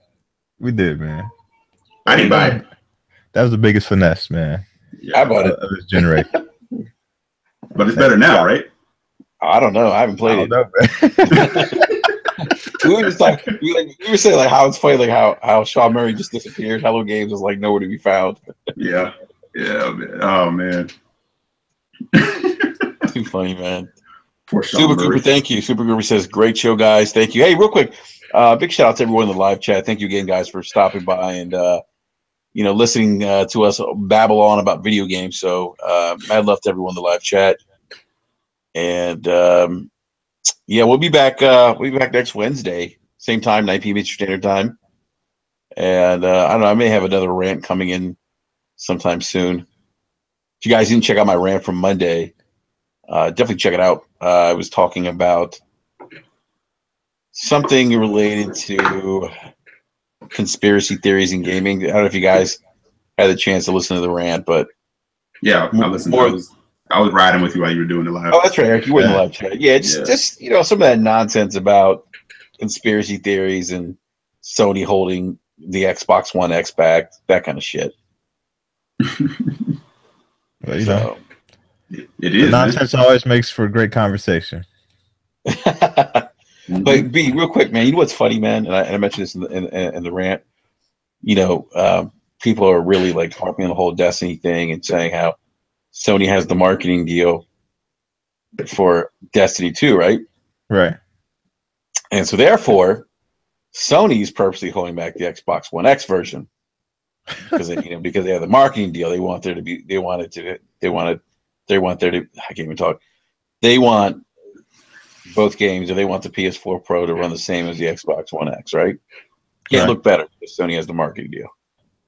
And I'm thinking to myself, you jackasses, don't you know that Sony had the marketing deal, same marketing deal for the first Destiny, right? Right. And when the beta came out for Destiny on Xbox One and PlayStation 4, the PlayStation 4 version was running at 1080p. The Xbox One version was running at 900p, right? Right. Microsoft sent out engineers to Bungie Studios to help them get the game running, the Xbox One version of Destiny 1 running at 1080p, despite Sony having the same marketing deal it has now with Destiny 2. Yeah. How do people Gotta forget love it, about right? that, Beat Money? So what you're saying is Sony didn't send executives to stand in front of the door at Bungie's offices. That's what you're saying? Yeah. I mean, Sony bought yards on break, man. Xbox guys snuck in there. They got it 1080p, man. Picture somebody at something. They're doing what? What? Oh, hell no. Get over there. Oh. Microsoft showed up dressed up as UPS men. Gotta go in disguise, guys. It's like, open the back door. Shh. Gotta be quiet. Come on. Guys, come in. Yeah. They're sleeping. That's my point. Like theories are funny. That's my point. Like people actually put this shit out there. I'm like, you guys are fucking idiots. Like, how do you guys forget something that really happened? It's based on facts. You know, because people don't rely on facts these days, man. No, they don't. They don't. They really don't. It just it drives me crazy. I can't deal with people who mislead other people. This just rubs me the wrong way. Easily misled. Pied Piper. Yeah, people love running with those narratives, man. All types of. I'm seeing all types of narratives. People love to run with it. If it fits your narrative, people love to run with it. Yep. As opposed to just being logical about it. That's all I ask for. Just be logical. Yeah, just a better place. Yeah, like we were talking on Twitter the other day about our buddy, was it Jim Ryan? Yeah. I just see people like I think when I put that tweet out over the weekend, I said, that Microsoft planted him in Sony's offices to derail him from the inside out. Because dude is funny to me because I don't get bent out of shape about what he says because at the end of the day, it's not gonna stop me from gaming. He's a dude saying some crazy stuff, but B pointed out it's not really crazy. He's just kind of putting it out there like an old school exec. Yeah. He's not really concerned about millennials' feelings. That's right, man. He ain't out here holding nobody's hand, man. No, and I guess you're right. You pointed out sort of like how Matra was. Matra was just like, look, I don't know what I'm saying wrong. Matra's like, this is, it's like, what's wrong with saying, if you can't rock with the Xbox One the way it is, stay with the 360. What's wrong with saying that? It's like, people have feelings, Don. Yep. And when I read that, my first reaction when I read about what Jim Ryan said about the indie thing, I was like, because I read someone's, because again, usually on Twitter, we get a portion of what was actually said. And then when I read the whole thing, I was kind of like, I see exactly what he's trying to say. He's just like, I think I used the example of, I said, he's the dude that, he's a Deshaun Jackson. He runs to the goal line, he drops the ball on the one. And it's like, but if that's an appropriate, comparison, it's sort of like, I get what he was doing, but he didn't really get over the goal line. Right. Before people were like, what? Yeah. And Sony hates indies. No, that's not what they're saying. So I don't know. It was just funny. But that was a good point that you brought up the other day, man. It's like, the dude is just not looking at your feelings and being like, what's the best way for me to say it? He's just going from the heart, like, look, this is how it is. Mm-hmm. Yeah. It's OG business, man. Yeah. You go look at any OG, from any old business, they're gonna give it to you straight. Right. That's like, I don't have day to day. I don't have time for that. And like when he was talking about the lowest common denominator in consoles, people immediately were like, "Oh, he's shitting on the Pro."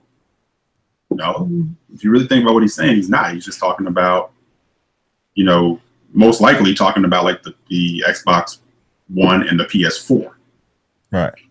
You know, I don't know. Yeah. People say shit. Happens all the time. Yeah, You know. Yeah. It's good entertainment though, man. So I appreciate it. Y'all keep driving those narratives, man. Yeah, man. Y'all pure comedy to me. So keep it up. Hey, man. It is. Those narratives are entertaining, man. These people take this shit to another level, man.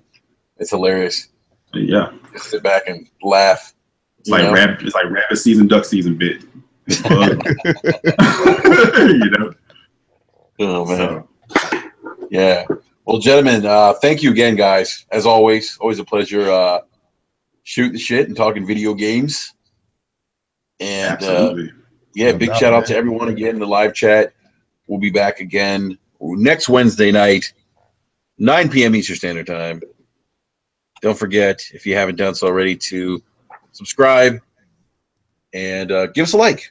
Tell your friends about us. Tell your friends about the filthy neutrals that actually enjoy video gaming for what it really is, which is having fun. Nothing more, nothing less.